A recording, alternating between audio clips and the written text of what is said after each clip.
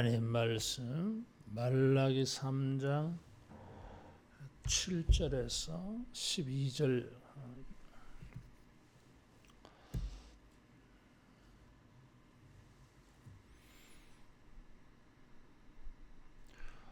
만군의 여호와가 이르노라. 너희 조상들의 날로부터 너희가 나의 규례를 떠나 지키지 아니하였도다.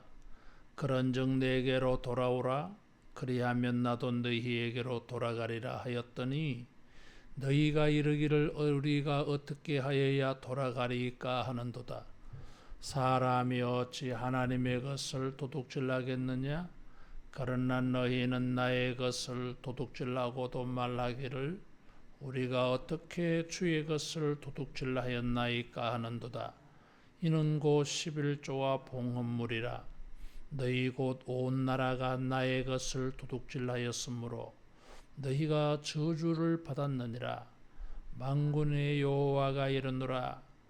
너희의 온전한 11조를 창고에 들려 나의 집에 양식이 있게 하고 그것으로 나를 시험하여 내가 하늘 문을 열고 너희에게 복을 쌓을 것이 없도록 붙지 아니하나 보라. 만군의 여호와가 이르노라. 내가 너희를 위하여 메뚜기를 금하여 너희 토지 소산을 먹어 없애지 못하게 하며 너희 밭에 포도나무 열매가 기한 전에 떨어지지 않게 하리니 너희 땅이 아름다워짐으로 모든 이방인들이 너희를 복되다 하리라. 만군의 여호와의 말이니라. 아멘. 말라기는 바른 신앙을 가지고 바르게 올바르게 신앙생활을 하는 것을 가르쳐줘요.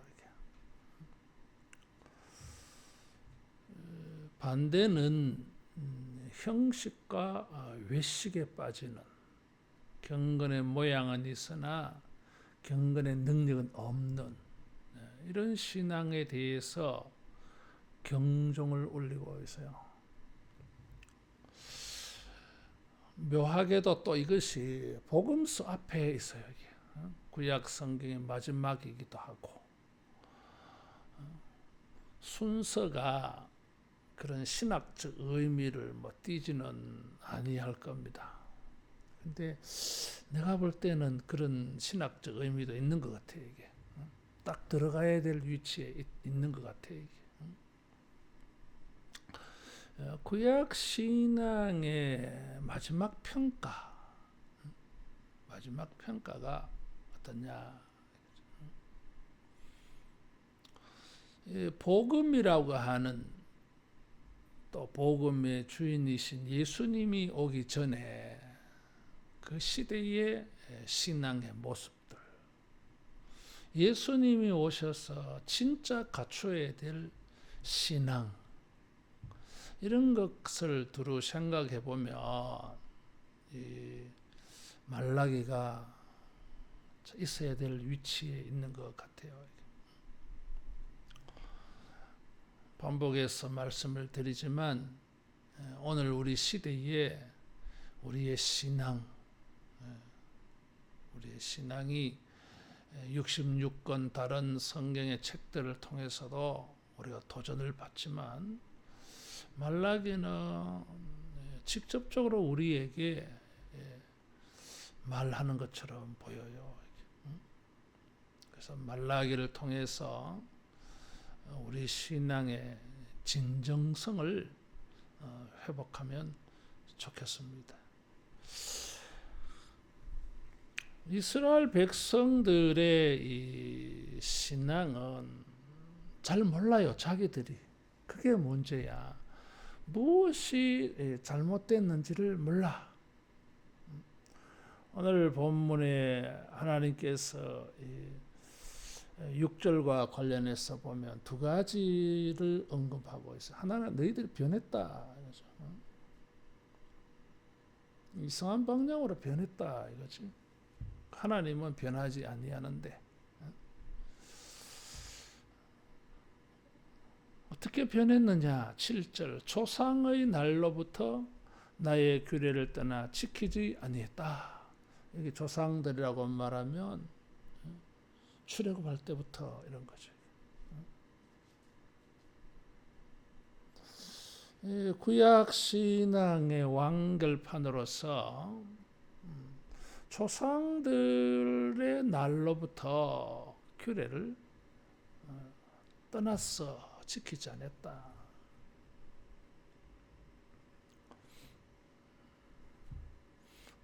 바벨론 포로 생활하기 전에만 그런 게 아니라 하고 나서도 달라진 게 없네 이런 것이야. 나의 규례를 떠나서 하나님의 말씀을 떠나서 지키지 아니한다. 떠난다고 하는 이 말이 우리말에는 그냥 이렇게 멀리하는 것처럼 멀어지는 것처럼 표현되어져 있는데 이 원어의 뉘앙스는 쫓아버렸다 이런 아주 의미가 강해요. 굉장한 거부감을 가지고 하나님의 규례의 말씀을 내쫓았다. 강한 거부감을 표현하고 있습니다.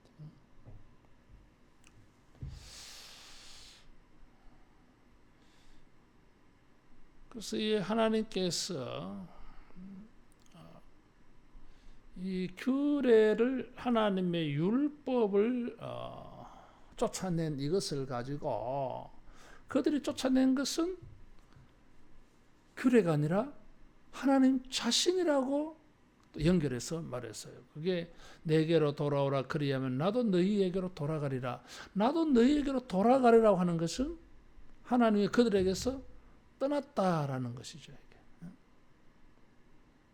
에스겔에 본 환상처럼 하나님이 성전에서 떠나셨다. 동쪽 문으로 떠나셨다. 그래서 이 하나님의 이 백성, 언약의 자손들인데 이게 조상들의 날로부터 이게 조상은 언약의 자손들. 그래서 하나님과 이스라엘 백성 사이에서는 떠남이 있으면 안 되는 거예요. 그런데 말씀을 내쫓았다. 말씀을 지키지 않았다고 하는 것이 하나님이 떠난 하나님을 거부한 그런 것으로 의미가 중첩되어져 있어요. 말씀을 순종하지 아니한다고 하는 것은 그냥 행위의 문제가 아니라 관계의 문제가 되어 있어요. 하나님을 떠났다. 관계 단절. 관계가 단절되는 건 아닌데 왜냐하면 이 교제가 사라져버린 거지. 하나님의 이 백성으로서의 정체성이 다 사라져버린 거예요. 하나님의 백성이라고 말할 수가 없어요. 이게. 언약의 백성, 언약적 관계를 가지고 언약적 이 교제가 있어야 돼요. 관계만으로는 부족해요, 여러분.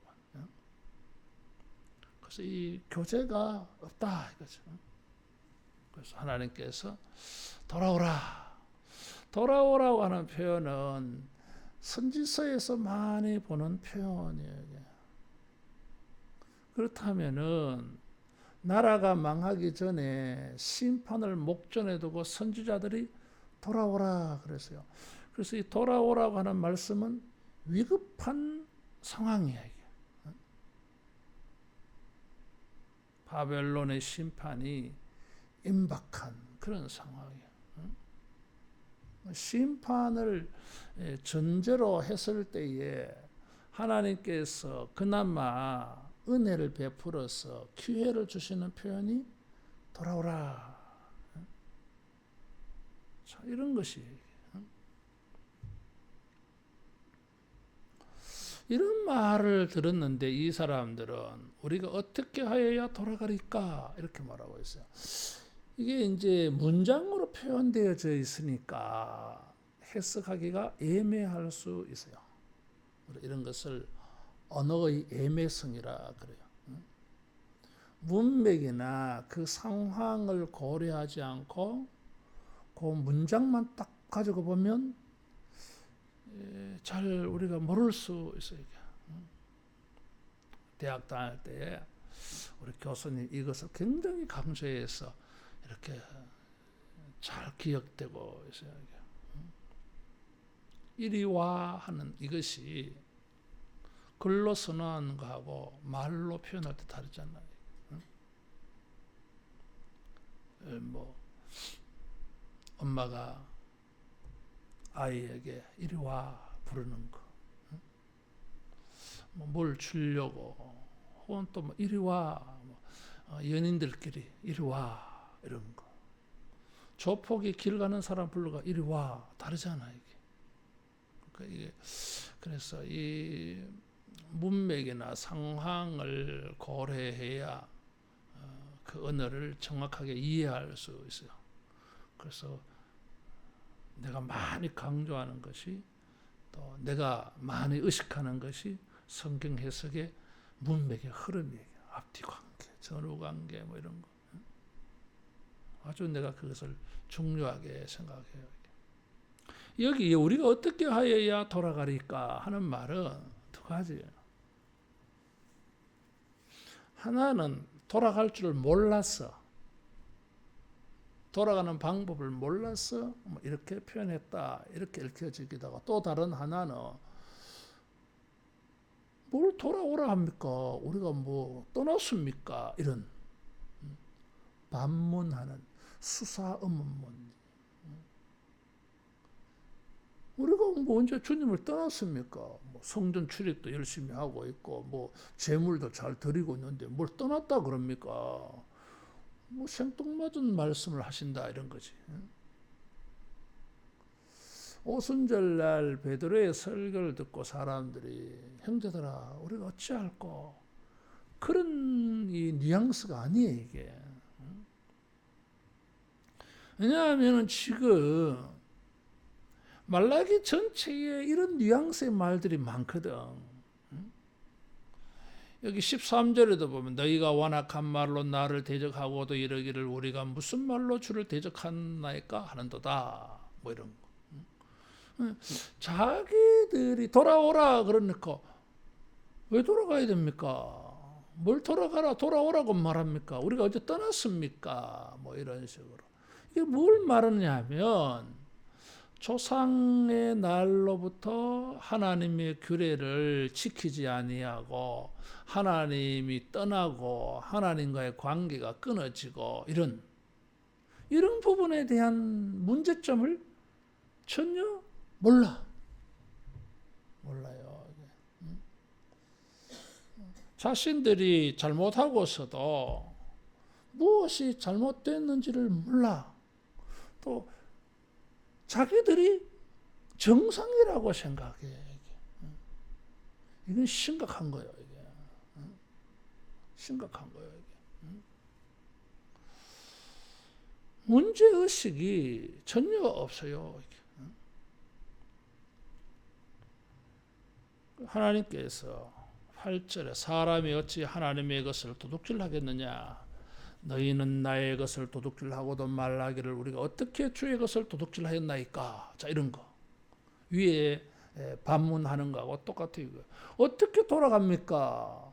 우리가 어떻게 언제 하나님의 것을 도둑질했습니까? 이런 거거든. 몰라요 이게. 전혀 심각하지 않아. 하나님만 심각한 거예요 이게. 이런 그 불일치 참 어렵습니다. 그렇죠? 똑같이 느껴져야 대화가 쉬운데, 심각하게 상대방을 생각하는데 나는 전혀 심각하지 않아. 이거 문제인 거야 이게. 심각한 일인데 심각하지 않아. 하나님의 것을 도둑질하였다. 도둑질한다고 하는 것은 그냥 도둑질이 아니에요. 이는 강도짓을 해서 빼앗아가는 그런 단어예요. 그러니까 아주 그 단어의 어감이 굉장히 강해. 그 도둑질이 아니라 강도짓을 했어. 강탈을 해가서.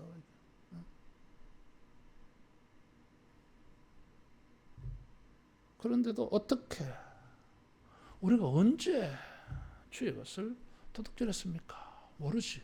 하나도 모르잖아. 지금. 이게 어제 오늘의 일이 아니다라는 게 문제예요. 이사야 선지자가 예언을 할 때도 선지자들이 대선지, 소선지, 서에 나타난 선지자들이 예언을 할 때도 사람들이 심각하지 않아.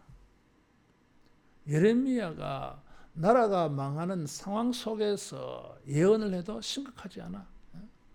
그런 전쟁이 3번씩이나 일어나는데도 사람들이 반응이 시큰둥해요. 우리가 이런 것을 무감각이라 그래요. 무감각, 무분별. 못 느끼는 거야.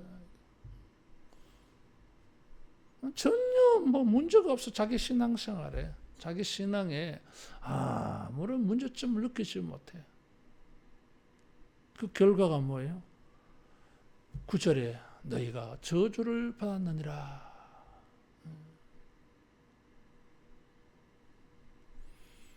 그 저주가 11절, 12절이 암시를 해줘요.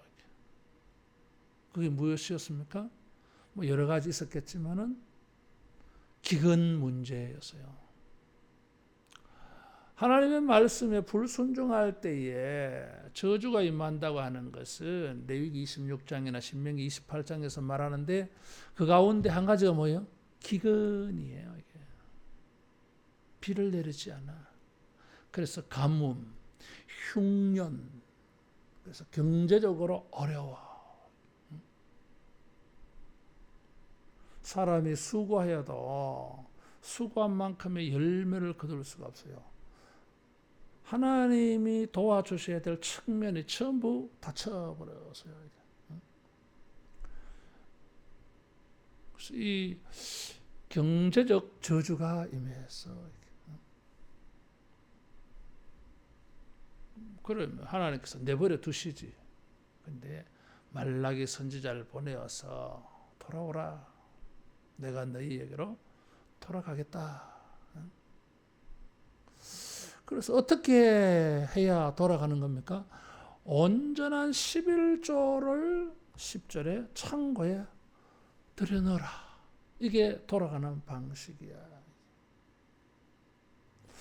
회개, 돌아오라고 하는 것은 회개의 용어잖아요. 근데 이 회개, 하나님께로 돌아가는 것을 11조 그리고 봉헌물로 말씀을 했어요. 그렇다면 하나님께 돌아가는 방법이 11조를 하는 것이다. 봉헌물을 드리는 것이다 하는 것입니다. 이게. 11조는 우리가 다 알고 있는 11조. 봉헌물이라고 하는 것은 11조의 11조야. 그리고 3년마다 11조를 해서 구제비로 내요. 구약 시대에는 11조를 레위인들에게 내고 레위인들이 또 11조를 제사장에 내고 제사장의 11조는 또 성전 유지 보수를 위해서 내고 모든 소산물의 11조 다 내. 11조를. 그렇게 해서 기업이 없는 레위인들, 제사장들의 생활비가 되게 했어요. 그러면 그렇게 하면서도 3년마다 또 11조를 냈어요. 3년마다 11조는 구제비로 사용했어요.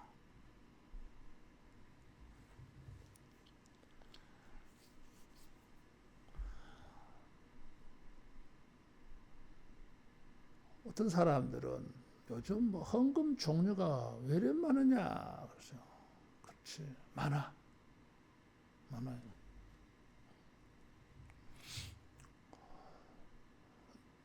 어떤 사람들은 한편으로는 교인들이 11조만 제대로 해도 다 할 수 있다 교회 운영과 선교, 구제, 전도하는 일에 다 쓸 수 있다. 물론 다 쓸 수 있다고 하는 것은 모호한 표현이에요. 얼마만큼 해 다 쓸 수 있어요? 예를 들어서 전도, 구제, 선교하고 장학 사업하고 어려운 사람 도와주고 그것도 없잖아 이게.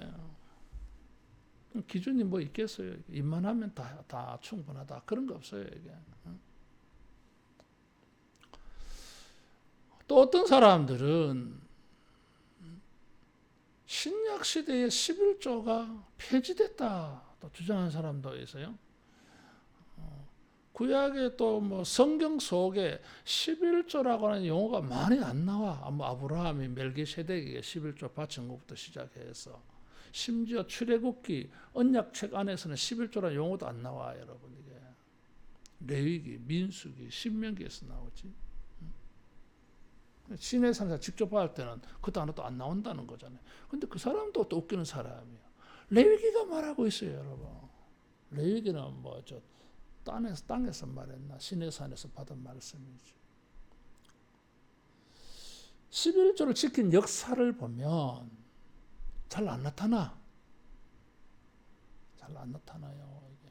근데 히스기야 때에 11조 언급이 나와요. 다시 말하면 종교개혁이 일어났을 때에 11조에 대한 언급이 나와요. 이게. 묘하잖아요. 이게. 다시 말하면 사람들이 11조 생각 잘 안 했다는 이야기야. 여러분 6월절은 해마다 지켜야 되는데 6월절을 해마다 지켰다는 기록 잘 나옵니까? 잘 안 나와요. 이게.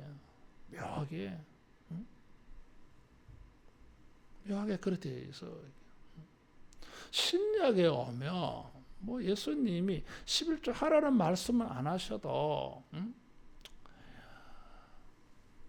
바리새인들의 외식을 말하면서 박하와 회향과 근처의 11조는 하는데 왜 사랑 이런 거에 11조는 왜 안 하느냐 뭐 이런 표현을 하기는 했어요. 그것이 이제 뭐 11조를 해라는 말씀은 아니지 않느냐 이렇게 반박하는 사람들이 있어요.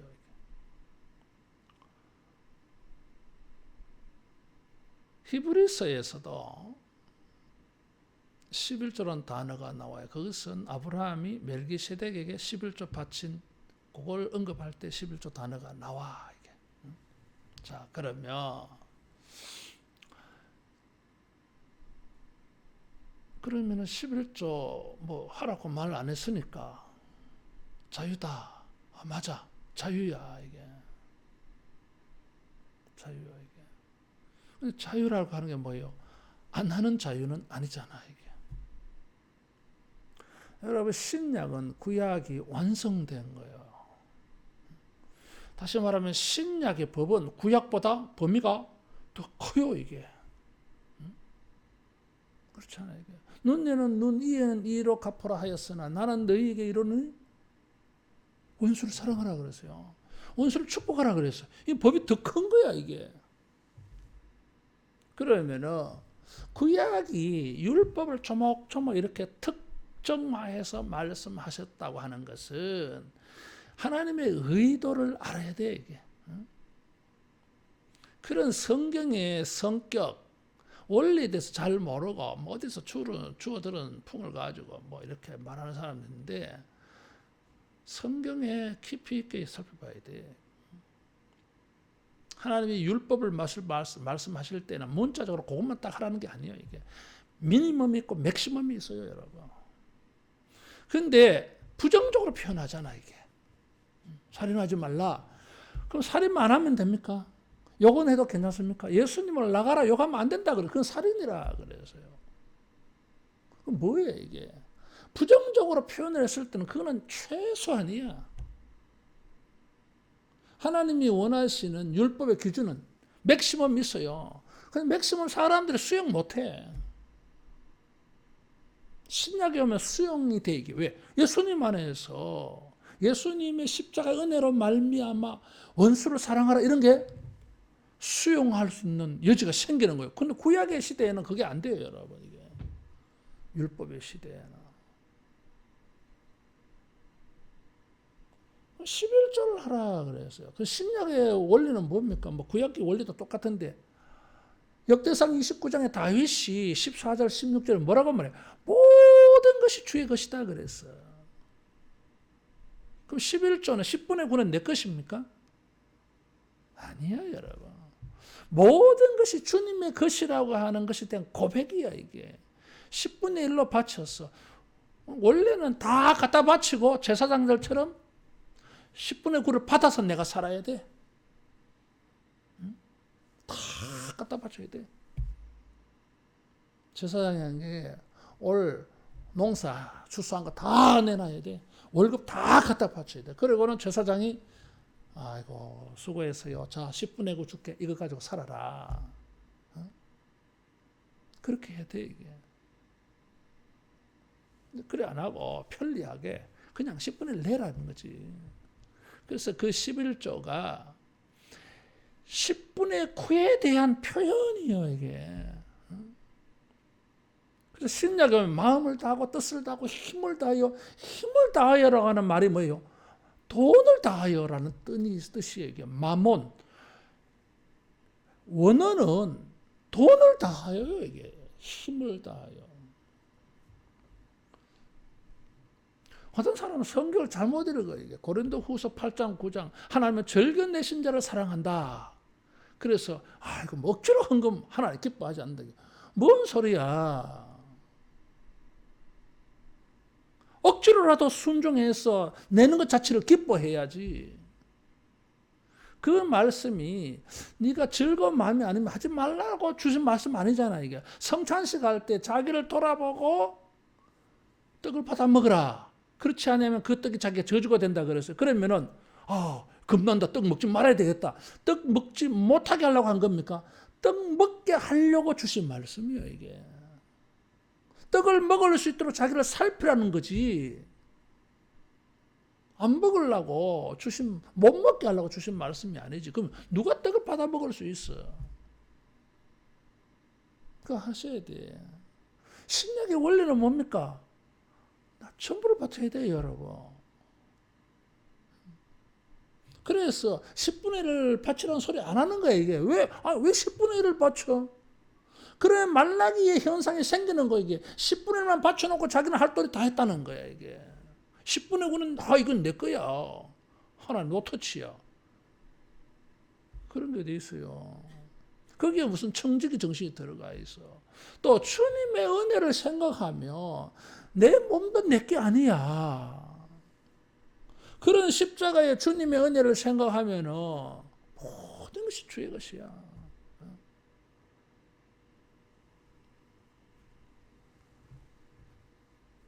온전한 11조라 그랬어요 이게. 온전하다고 하는 것은 11조를 바로 해라 뭐 그런 뜻이기도 하지만은 여기 온전한이라고 하는 것은 전부를 말하는 단어예요 이게. 번역을 이렇게 해놨어. 온전하게 전부 모든 소득에 11조를 해라. 뭐 이 11조는 하고 저 11조는 하지 안 하고 뭐 그런 게 아니야 여러분. 포도도 11조 하고 밀보리도 11조 하고 뭐 이런 게 감람나무 11조도 하고 뭐 이런 게 이게. 모든 소산의 11조를 다 해라 이런 거지.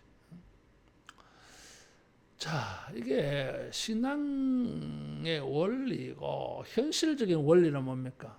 이런 것을 가지고 제사장의 생활비, 성전 유지 보수, 성전에 필요한 기구들 이런 경비로 다 썼어요.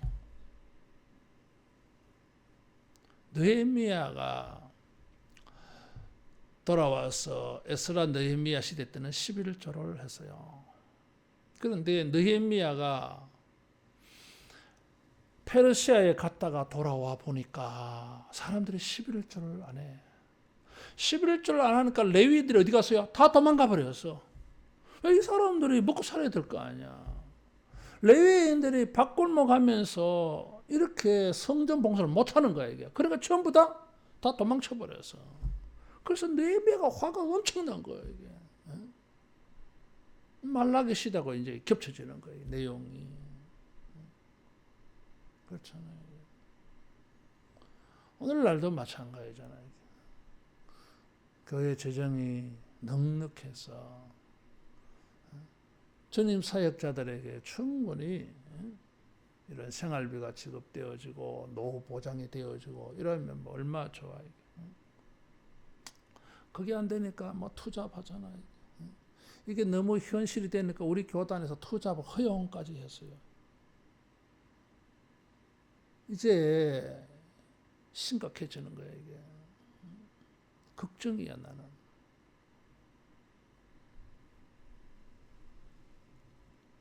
목사들이 주의 일을 하는 것보다 먹고 사는 문제가 심각해져서 투잡을 가지다 보니까 세속적인 일에 이제 막 더 많이 살아가야 돼. 이게 현실이야. 우리 주변에 많아. 뭐 택배하는 사람들도 있고. 그러다 보니까 또 교회 일을 전적으로 하려고 생각도 안 해, 이제. 돈 맛을 알아가지고. 많아, 이게. 월요일 날 우리 친구들 모임이 있어서 갔어요. 이게. 그럼 은퇴한 분도 계시고 현직에 있는 분들도 있고 그래 뭐 자기 목회하는 거 은퇴하고 난 다음에 생활을 뭐 이렇게 이야기하고 하는데 참 어려운 분들도 많아. 은퇴할 때에 교회가 그 노후 보장을 해주지 않아가지고 그래서 이제 뭐 다른데 직장 생활하고 있어. 또 젊은 시절에 이 자격증이 많이 있어서 그분이 목사 되기 전에 그래가지고 어떤 분은 뭐 건물관리소장으로 그 자격증이 고등학교 때 딴 게 있어가지고 이야 그래가지고 한 달에 400만 원씩 받는다더라고. 연세가 80 다 돼가는데 모두들 부러워했어요. 야 부럽다 야. 자 이게 오늘 이제 현실이 돼버렸어. 현실이. 그러니까 이제 뭐예요? 전적으로 주의 일을 할 수 있도록 교회가 지원이 안 되어버리니까 이제 이런 투잡의 삶의 일들이 너무너무 많아지죠. 그러다 보니까 교회의 영적 힘은 앞으로 어떻게 되겠어요? 약해지는 거예요. 이런 심각한 문제가 이제 미국에서는 투잡이 자연스럽게 이제 허용되어져서 이제 결국은 뭐예요? 교회의 영적 힘이 약해져 버린 거예요.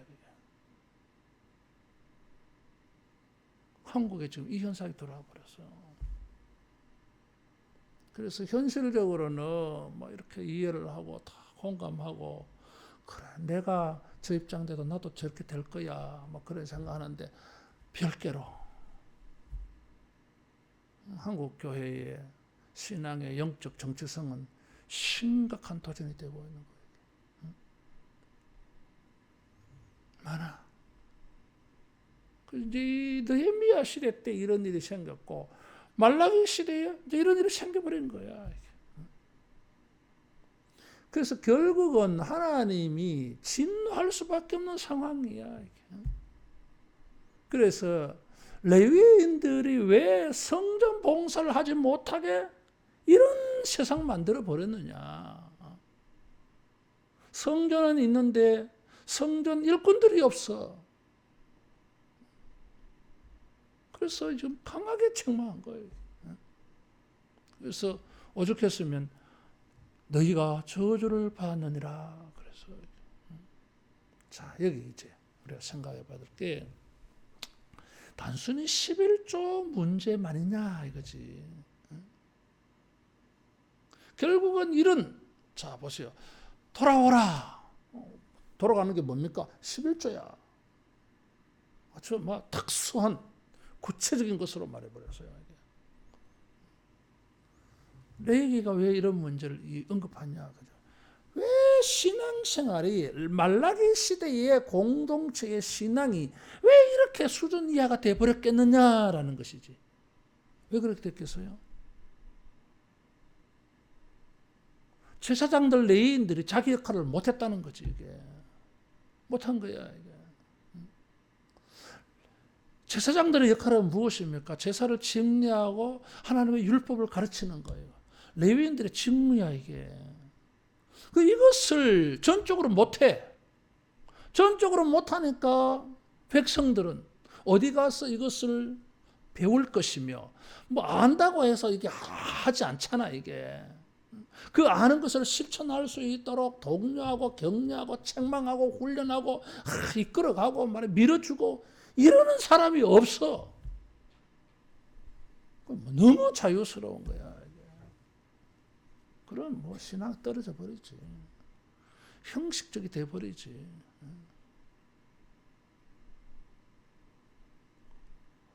우리가 알잖아요.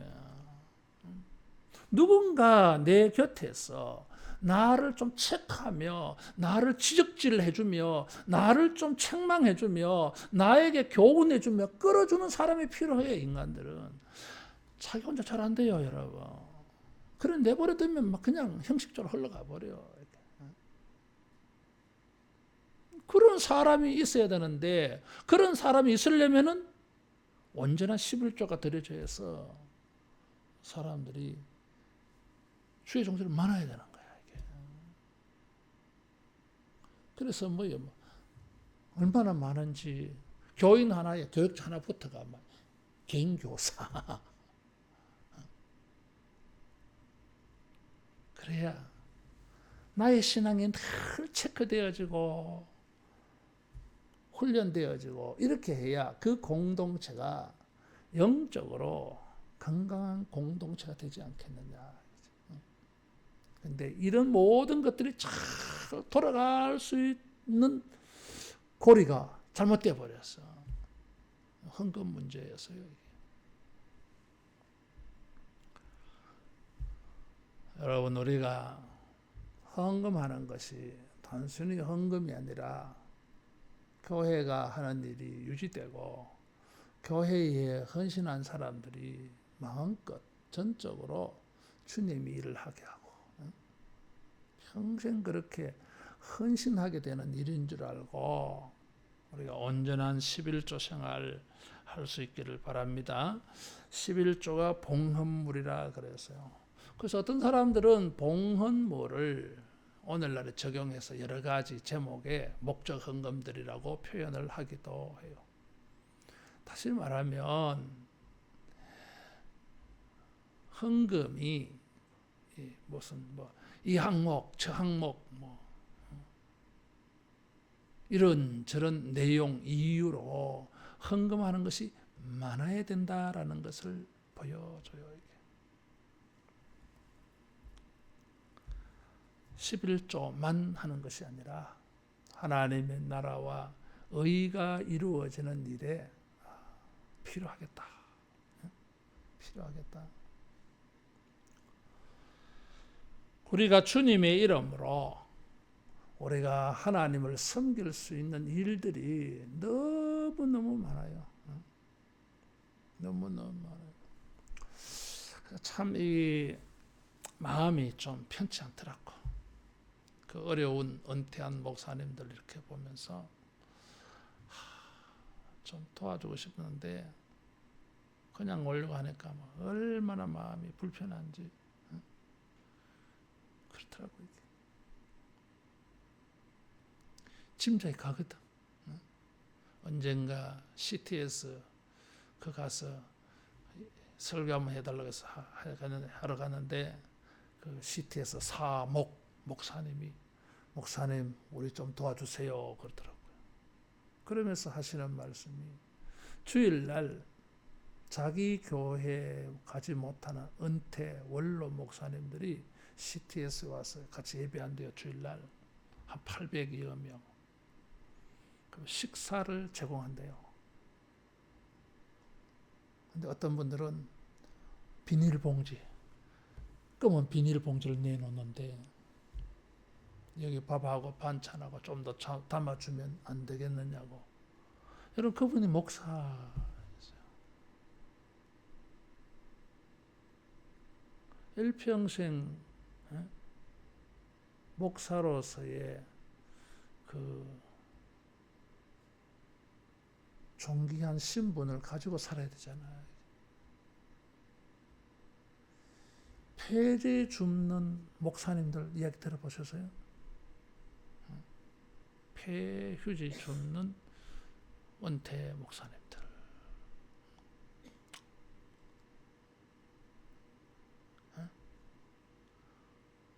한 달에 한 번씩 어떤 교회에서는 식사를 제공해주고 돈을 10,000원 줘요. 교통비 10,000원. 다 오는 거예요. 이게. 오늘 그게 10,000원 주는 날 10,000원 받으러. 사람들이 많으니까 10,000원 주는 거예요. 그렇잖아요. 목사가 거지가 돼버린 거예요. 거지가. 자, 이런 공동체가 뭐 하나님의 복을 받겠어요? 받을 수가 없어. 그렇잖아요. 여러분 돈을 많이 버세요. 돈 벌게 해달라 기도하세요. 그래가지고 하나님의 나라와 의가 이루어지는 일에 이렇게 많이 심고 뿌리고 그렇게 하시기를 바랍니다.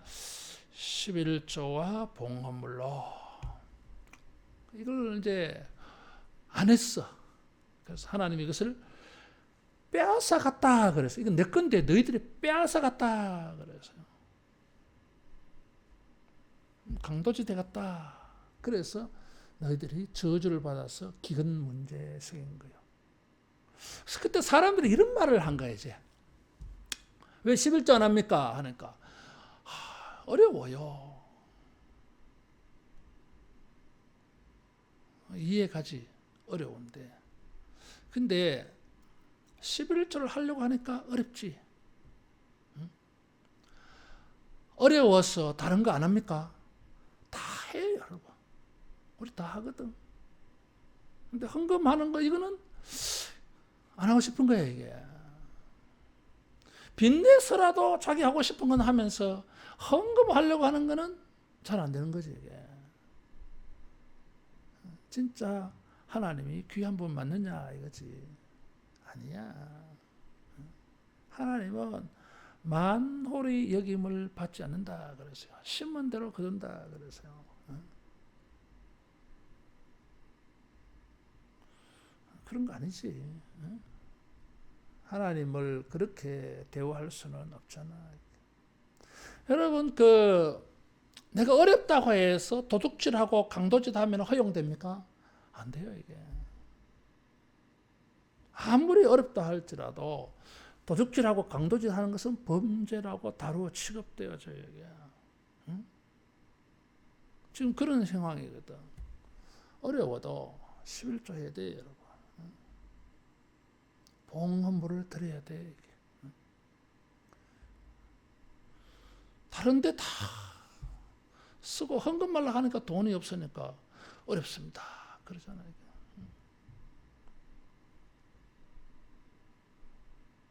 정말 어려워도 헌금 생활을 바르게 하는 신실한 교인들 많아요. 여러분.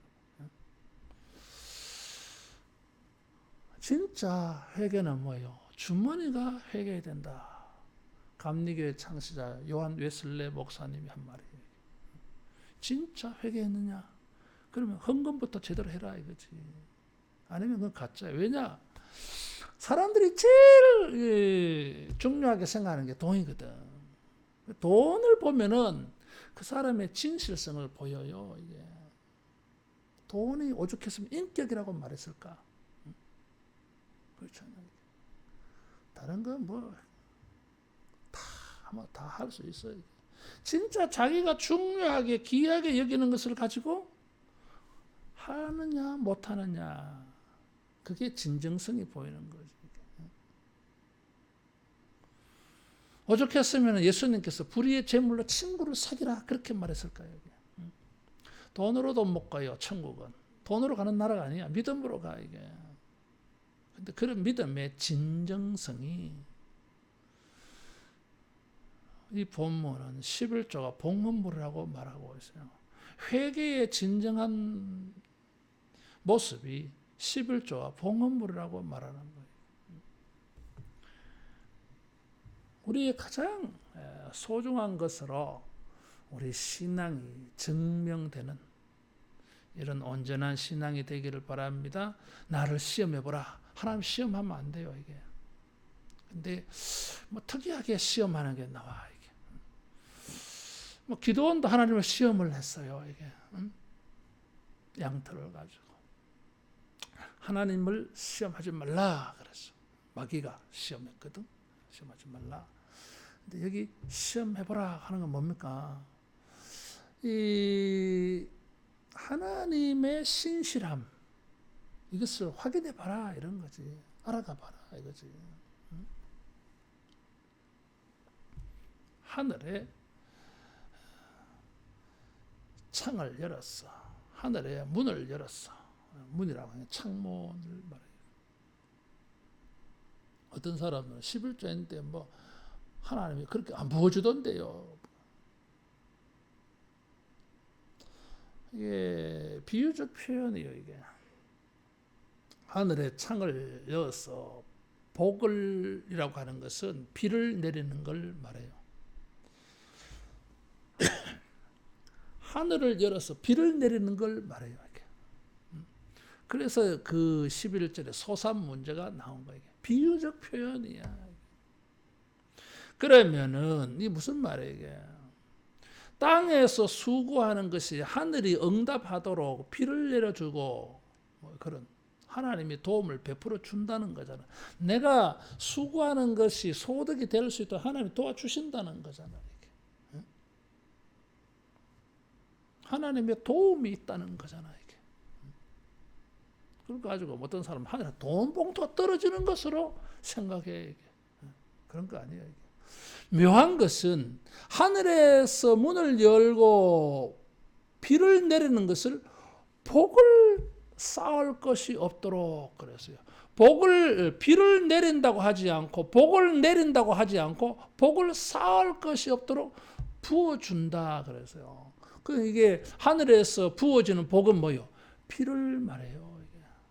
비를 말하는 단어예요. 비가 내려서 농사가 잘 돼가지고 소산물에 11조를 바치는 거죠. 그래서 그 사람이 착각하는 거예요. 이게. 돈 봉투 떨어진 게 말하는 게 아니라 네가 수고한 것이 추수할 수 있게 된 게 하나님 복을 주신 거야. 이게. 네가 그렇게 일해서 벌은 돈이 이게 하나님이 주신 복이었어요. 이게 착각한 거예요. 자기가 일해서 벌은 거로 생각했어. 하나님이 일할 수 있는 능력을 주지 아니하면 일할 수 있는 기회를 주지 아니하면 이 능력을 주고 기회를 줘도 그 모든 것이 잘 어우러져서 퍼즐이 맞추어져 가지고 소득을 얻기까지 그 과정들 많잖아. 이게 뭐 일한다고 다 됩니까? 돼. 그렇게 해서 딱 이제 봉투를 딱 들었어. 이게 뭐예요? 하나님이 도와준 증거예요. 이게 모든 사람이 다 그 돈 봉투 지는 게 아니냐, 여러분. 일을 해도 내 수고의 값을 얻지 못하는 경우가 얼마나 많아요, 여러분. 많아요, 이게.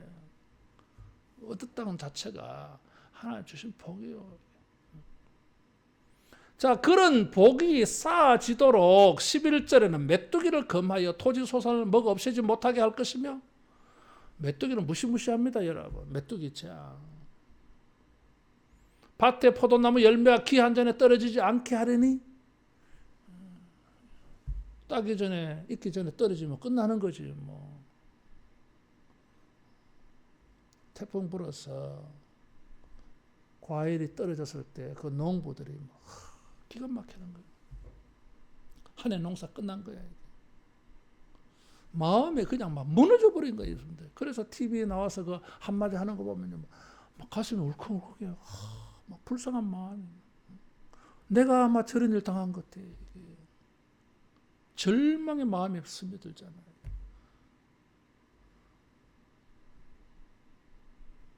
메뚜기, 자연재해 이런 그래서 이 추수가 될 수 있도록 하나님이 도와주신다. 내가 수고한 거 곤충조차도 먹지 못하고 안 먹도록 그렇게 해서 복이 쌓여진 거다 이거죠. 그게 끝이 아니에요. 12절에 땅이 아름다워짐으로. 거기에서 이제 막 풍년이 일어나고 저 사람이 일하면 막 돈도 잘 벌고 하니까 사람들이 너희를 복되다 하리라. 이방인들이. 아브라함의 축복이 이루어진 거예요. 아브라함의 축복이. 그래서 이방 사람들이 오는 거예요. 이 사람한테. 야, 어떻게 해서 이렇게 돈 벌었어요? 그때 우리 고백이 뭐예요? 내가 헌금 생활을 좀 열심히 했더니. 자, 시간이 많이 갔는데 참된 경건의 신앙이 있어요. 그것은 헌금으로 본문은 증거하고 있어요. 신앙을 증거되는 일들이 많아. 그 가운데 한 가지는 헌금을 말했어요. 이런 헌금은 단순한 헌금이 아니라 공동체의 신앙을 지켜가는 큰 그림이었어요. 제사장 레위인들이 성전의 일들을 소홀히 함으로 말미암아 공동체는 무너진 거예요. 여러분, 우리가 역대기를 공부했잖아요. 다윗 솔로몬 시대의 회복을 꿈꾸면서 그들이 바라본 게 뭐예요? 성전이고 제사장 역할이었어요. 성전과 제사장만 잘 돌아가면은 다윗 솔로몬 시대에 부흥이 일어난다고 본 거예요. 포로에서 돌아온 사람들이. 성전과 제사장, 이게 원활하게 돌아가야 돼. 그렇게 하려면 11조와 봉헌물이 제대로 돼야 돼.